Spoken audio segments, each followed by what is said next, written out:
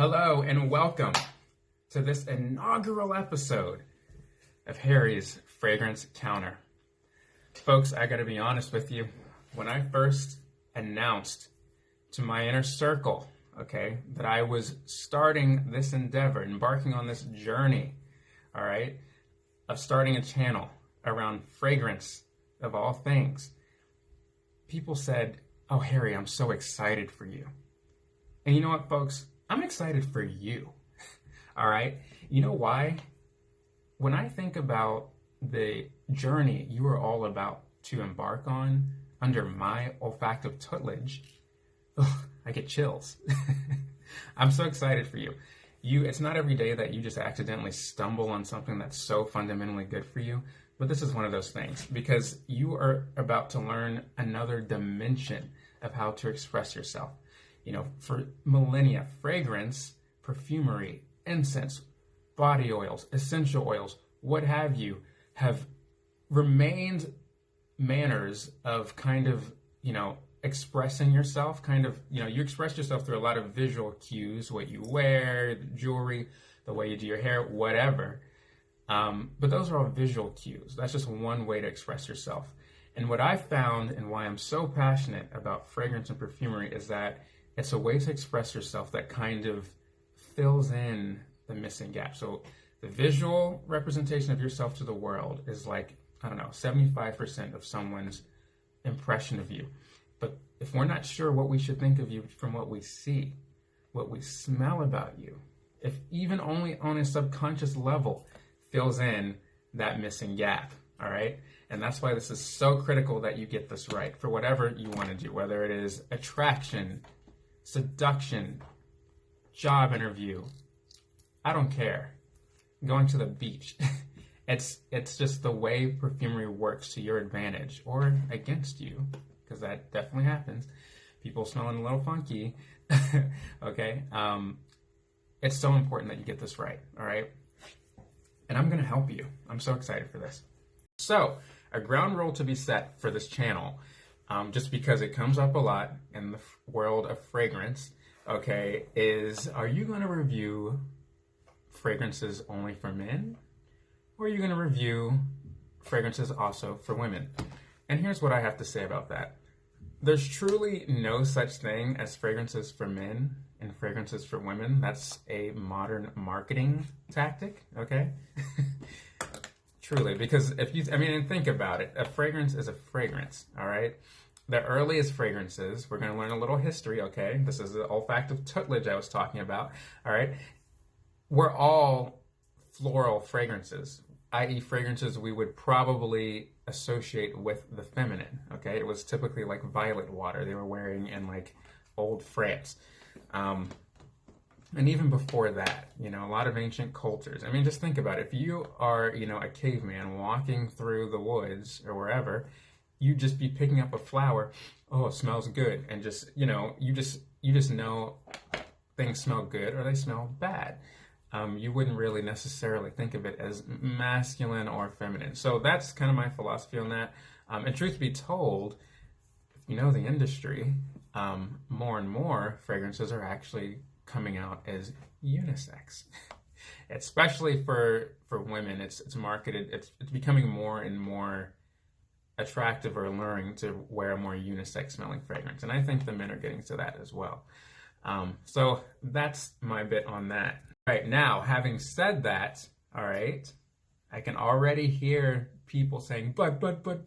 Okay, I understand that the words masculine and feminine are redolent of certain quality of scent or smell, and thus can be useful descriptors of a fragrance without you being in front of me to smell it. So I will be describing things as masculine or feminine in the way they smell, just to give you a better idea. And when I say those things, I mean classically masculine or classically feminine. All right? So don't get me.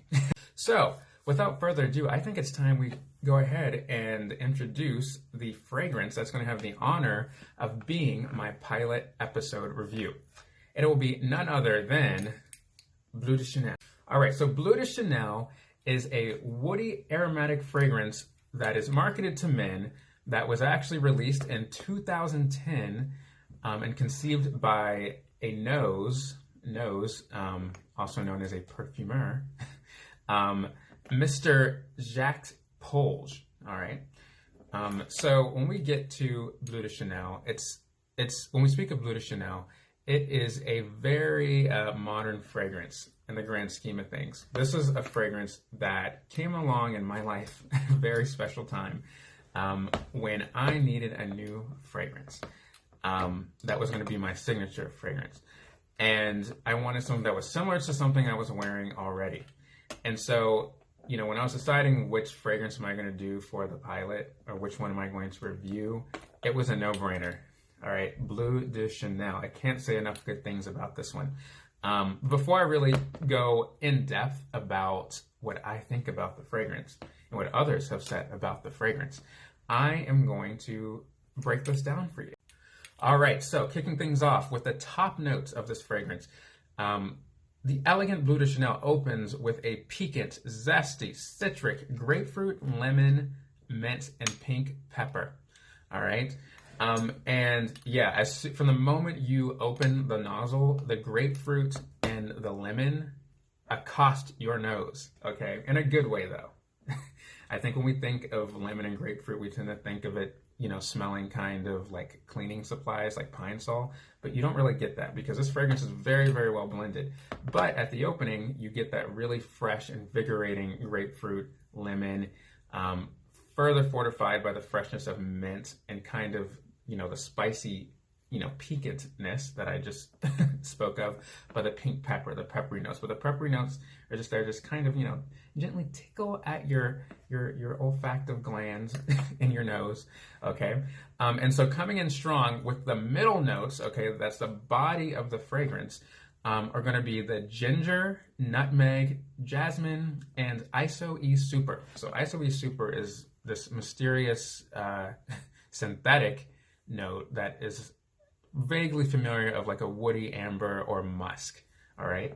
And it's used in a lot of modern woody fragrances, which would be this one. So going back to the middle notes, so ginger is part of what makes this so invigorating. Like I said, Bleu de Chanel is a very, very well blended fragrance, and it's the ginger.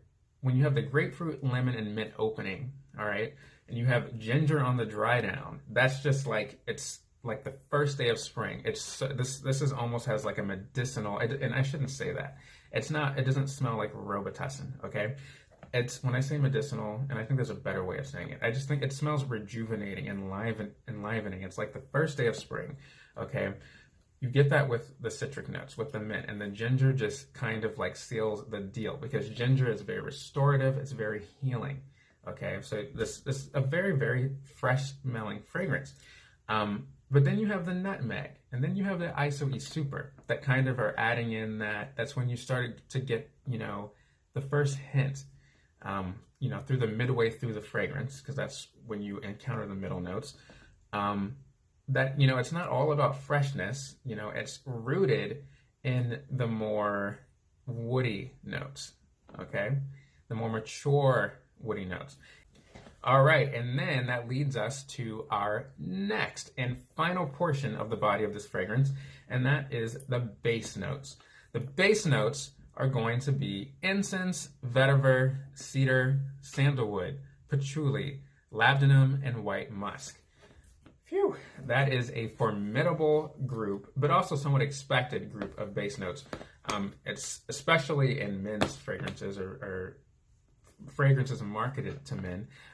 You see a lot of times those woody cedar notes and even musky notes, because they're very heavy notes, lining the base of a fragrance. And the way this one operates in Bleu de Chanel, all right, is it, you know, you start with that freshness, but then you kind of lead away. The story unfolds and unveils a darker, smokier, richer,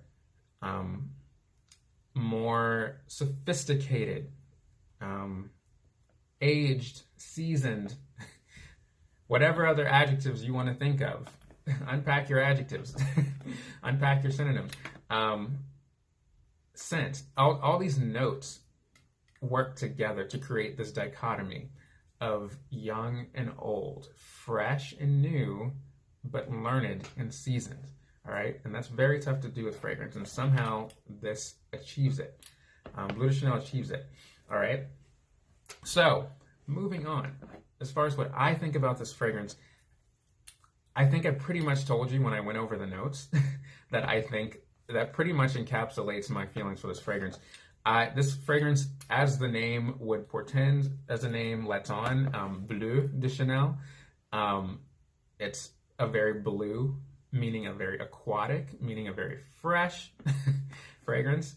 It's kind of got that fresh out the shower vibe going on with it. So all you fans of Aqua de Jo, cool water, because remember when I said I was looking for a new fragrance to replace the fragrance that I was wearing? The fragrance I was wearing was an aquatic.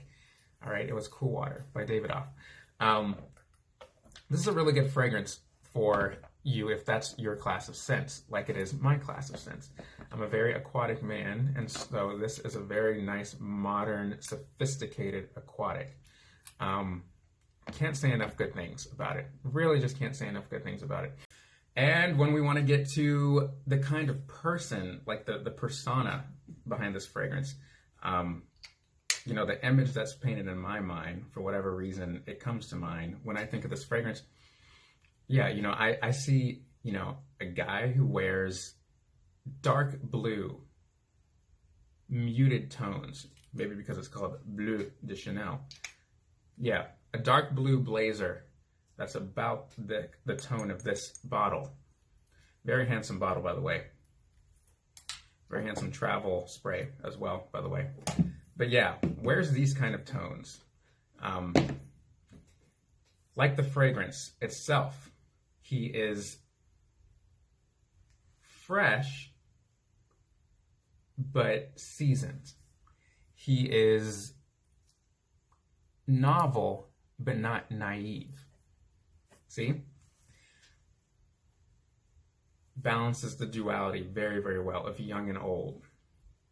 You're like that really cool seasoned professional in the office that all the millennials and Gen Zers want to be like. And folks, it just smells like good credit, all right? It smells like a professional. It's so professional, okay? It smells like this is one of the most interview appropriate fragrances I've ever smelled. I think I wore it to my interviews.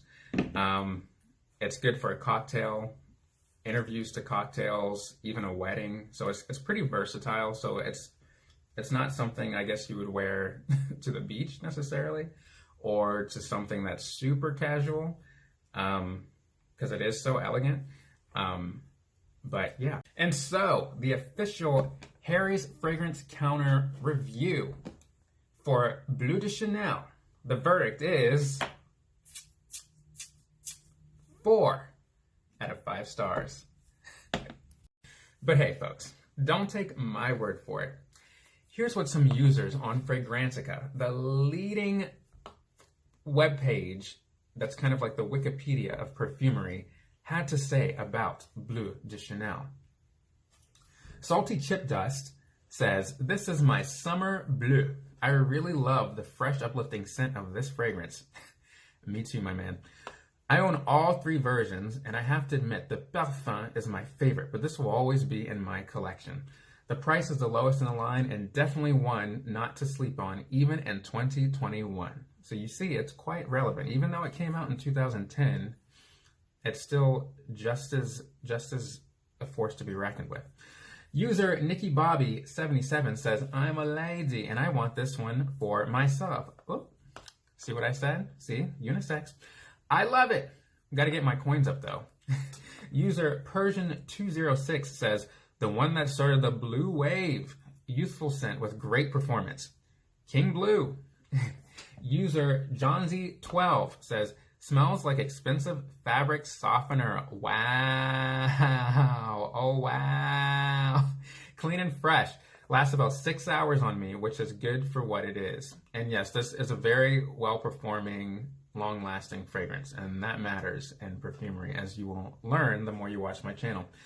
And user Chris Phineas says, love at first smell. Everything I want in a fragrance, this has. Intoxicating opening to a luxurious dry down. EDT, that's Eau de Toilette, is more citrus than the perfume edition. I love both. Perfect for every collection and every occasion. Well, folks, I wish I had more for you, but that's all I have for this inaugural episode. Don't be greedy, and don't worry, I'll be back soon enough.